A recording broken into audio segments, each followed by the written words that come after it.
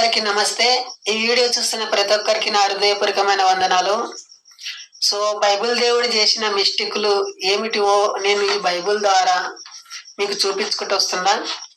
దీని మీద పరిశుద్ధ గ్రంథం అని రాసిండ్రు, కానీ దీంట్లో కొన్ని లాజికల్ మిస్టేక్ అవుతుంటాయి. సో దయచేసి అవేవో మీరు ఈ వీడియోలో చూస్తారు. వీడియోని ఫస్ట్ నుండి లాస్ట్ వరకు చూడండి, స్కిప్ చేయకుండా చూడండి, అప్పుడే మీకు గుప్తంగా అర్థమవుతుంటది. సో క్రైస్తవంపై బురద జల్లి క్రైస్తవాన్ని ఏదో దోషం ఉండి చెప్పినట్లు నేను కాదు. నేను చెప్పేది ఏమిటంటే నిజం తెలుసుకోవాలి, ప్రజలు నిజం తెలుసుకోవాలి. నా తోటి సోదరి సోదరులు అందరు కూడా నిజం తెలుసుకోవాలనే ఈ వీడియో చూస్తున్నా. సో మీరు గమనించింది ఏమిటంటే ఇక్కడ అన్యాయమా న్యాయమా చూడాలి. అక్కడ దేవుడైనా వండుకోకో, దేవదూత అయినా వండుకోకో, విశ్వాస అయినా వండుకోకో, పాస్టర్ అయినా వండుకోకో. సో న్యాయాన్ని చూసేటట్లు మనం చూడాలి. మనకు న్యాయం ధర్మము ఇదే మనకు మెయిన్ ముఖ్యం. అక్కడ దేవుడైనా వండుకోకో, ఎవరైనా వండుకోకో. సో సరే, ఒక కొంగ ఉన్నదంట. కొంగ చెరువులో ఒంటికాలు జపం చేస్తున్నదంట. ఒకటే కాలు మీద నిలబడి జపం చేస్తున్నదంట. ఎవరు? కొంగ. జపం చేస్తే ఈ చేపలు అక్కడ ఉన్న చేపలన్నీ ఏమనుకున్నాయంట, ఈ కొంగను చూసి, కొంగని అట్లా ఏనికి తల కిందికి వేసుకొని నిలబడవు, నీకు ఏమైంది అంటున్నాన్ని చేపలు అన్ని కొంగకు అడిగినాయంట. సో కొంగ ఏమంటదంట చేపలకు, ఏం లేదు, ఈ సముద్రం కొన్ని రోజులైతే ఎండిపోతుంది.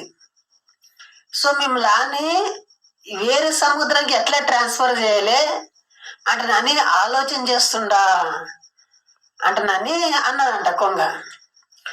సో ఈ కొంగ లోపల ఏముండే, ఈ చేపలని ఎట్లా తినాలప్ప, ఒకటొకటి అయితే నాకు దొరకకొచ్చినాయి, నీళ్ళలో ఎక్కడో లోపడిపోతున్నాయి, నాకు దొరకాయి అంటే ఆలోచన చేసి ఆ ఐడియా చేసిందంట.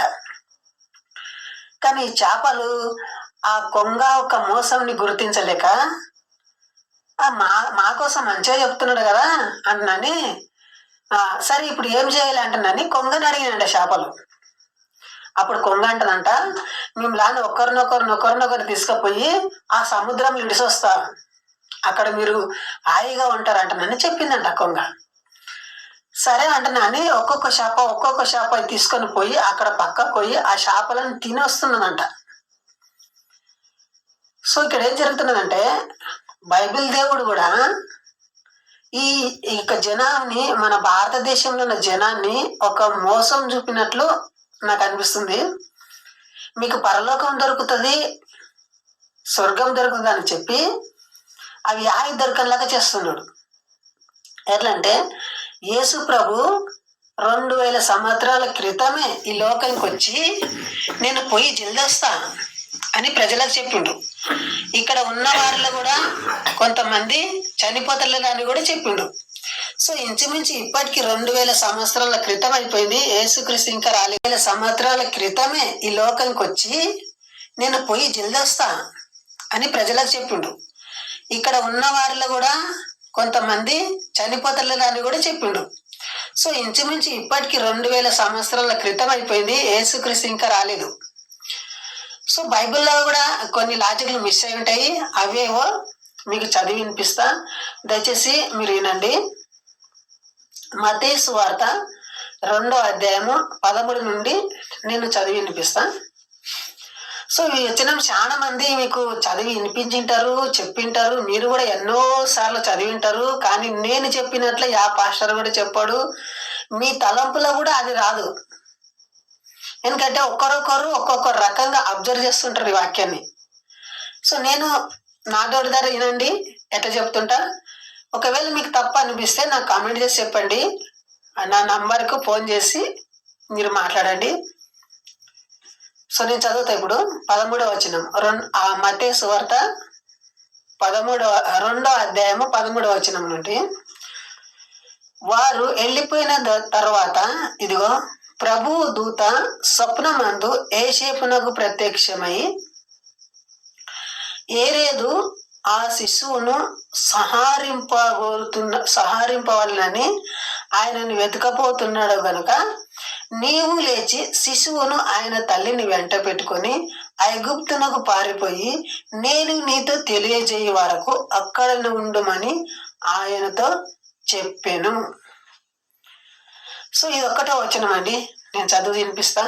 ఏమిటంటే ఇక్కడ స్వప్నమందు కళలో వచ్చిందంట. ఎవరు? దేవదూత. ఎవరికి వచ్చింది? యేసేపుకి వచ్చిందంట. ఏమంటున్నది? నీవు లేచి వెంటనే ఈ యేసుని ఈ తల్లి మరియని ఎంట పెట్టుకొని ఐగుప్తు దేశంకు నేను చెప్పినంత వరకు ఇక్కడ రానే రాకు. ఏనికంటే ఈ హేరోదు రాజు ఈ యేసు బాలుని చంపుతున్నాడు. అందుకే రక్షించడానికే నీకు ఒక ఉపాయం చెప్తున్నా, ఇక్కడ నుండి లేచి ఐగుప్తునకు అని చెప్తున్నాడు. దీంట్లో ఏం తప్పు ఉండదు అని మీరు అనుకుంటుండొచ్చు. సో ఇక్కడ పాయింట్ ఉన్నది. అదే ఊరిలో అదే రీజన్ అదే సీజన్లో 2000 కంటే ఎక్క కానుపులైంది. 2000 కంటే ఎక్క పిల్లలు పుట్టి ఉండ్రి ఆ ఊరిలో. సో ఆ పిల్లలకు కూడా ఆ ఊర్లకు కూడా చెప్పలే కదా దేవదూత. ఒకవేళ వీళ్ళని కూడా చంపుతుండొచ్చేమో అంటనని. సో దేవదూత చెప్పింది, ఈతని తల్లిని పిల్లగాన్ని గాడి మీద ఎక్కించుకొని ఐగుప్తుకు పోతాడు. ఎవరికి చెప్పాడు? ఇట్లా మాట్లాడిన దేవదూత వచ్చి నాకు చెప్పే మా యేసును చంపుతారంట, మేము అక్కడ పోతున్నామంటనని. ఇతను కూడా ఎవరు చెప్పపాయ, దేవదూత కూడా ఎవరు చెప్పపాయ, చెప్పేదింటే కదా. సో నేను అన్నది ఏమిటంటే అక్కడ జ్ఞానులు వచ్చి మళ్ళా హేరోదుకు చెప్తారు. ఏమంటారు? యేసుక్రీస్తు ఈ ఊర్లోనే పుట్టిండు అంటారని చెప్తారు. ఆ జ్ఞానులకు యేసుక్రీస్తు పుట్టిండని గుర్తున్నది కానీ ఆ ఊర్లో లేరని చెప్పరు. అది తెలియదు వాళ్ళకు. సో అప్పుడు హేరోదు రాజు ఏం చేస్తాడంటే ఆ యేసుని వదిలిపెట్టి 2000 మంది పిల్లలు అక్కడ ఉంటారు కదా, అందరిని తలకాయలు కోసి చంపేస్తాడు. అర్థమవుతుందా? 2000 మంది పిల్లలని బలియాగం చేసిండు, అందరిని చంపేసిండు.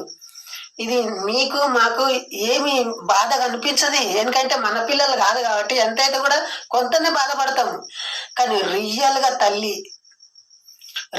తల్లి తన పిల్లలను పోగొట్టుకుంటే ఎంత బాధపడతారు, ఎంత లోపల కల్మషంలో ఉంటారు, ఎంతగానో యేసుక్రీస్తు మీద తిట్టి ఉంటారు. ఈ యేసుక్రీస్తుకి పుట్టకపోతే మా పిల్లలు మాకు బతుకుతుండ్రే కదా అంటనని. ఆ రోజు ఆ ఊర్లో అంతా రక్తమైపోయింది.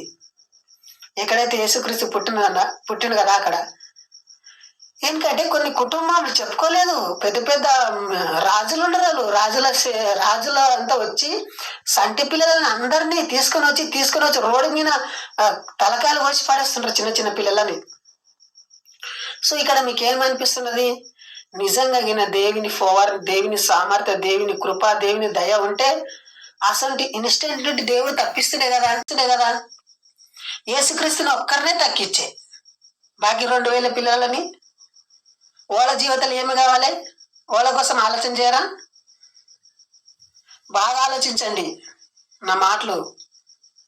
దేవదూత వచ్చి సిర్ఫ్ యేసేపుకి ఒక్కటే చెప్పే, కానీ అందరికి రక్షించడుండే కదా అక్కడ. సో దయచేసి నా మాటలు ఆలకించండి. ఈ బైబుల్ ద్వారా ఏ సత్యాలు కూడా మనము తెలుసుకోలేము. వాళ్ళు తెలుసుకుంటే కూడా నిజాలు లేకుండా ఇవి చెప్తుంటారు అట్లనే. సో దయచేసి మీకేమన్నా ఈ దాంట్లో ఏమైనా డౌట్ ఉంటే నాకు ఫోన్ చేసి అడగండి. సో న్యాయాన్ని గుర్తించలే మీరు.